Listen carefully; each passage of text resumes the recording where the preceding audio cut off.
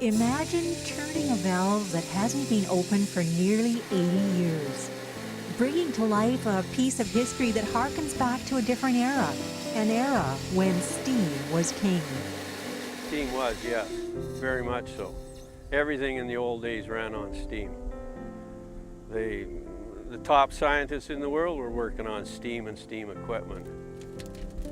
But even that technology was overtaken by others, and the steam donkeys and engines that had powered the world were left to rust in long grass, most of them lost forever. But one of them, an A.B. Farquhar road engine from the McLean Mill National Historic Site, was brought back to life. Well, we seen it as more than just a piece of junk. We seen it as what it could look like if it was restored, and we got a lot of people behind us that had the knowledge to restore it, and we decided to take it on.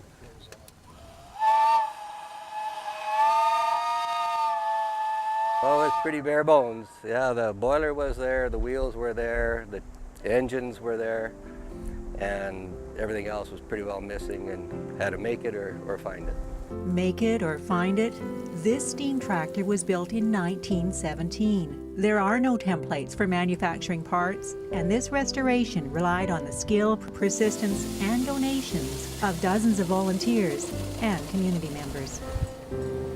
There's only 14 Farquhars left, and this is the only two-cylinder one. Most of them are just one-cylinders, so it's kind of unique that it's here in Port Alberni in the Heritage Society for McLean's Mill.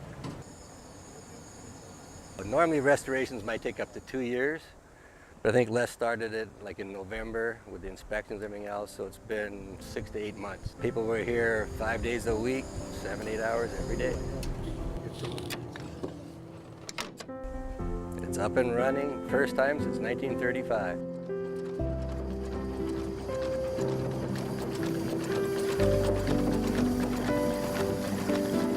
Everybody has butterflies, especially working with steam. But we were actually surprised how little we had to do. It actually turned out quite well. This old stuff here is long gone. It'll never be back. It's Port Alberni history. It's the forest industry. I mean, it was the start of the Industrial Revolution. It made us what we are today and what we have. And that's why we belong to the Heritage Club, to try to restore some of this stuff, because we don't own it, McLean Mill don't own it.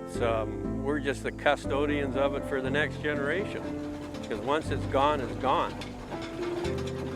It's a piece of history, not just of this valley, but of this country, very much alive and in good hands. In Port Alberni, I'm Nancy Wilmot.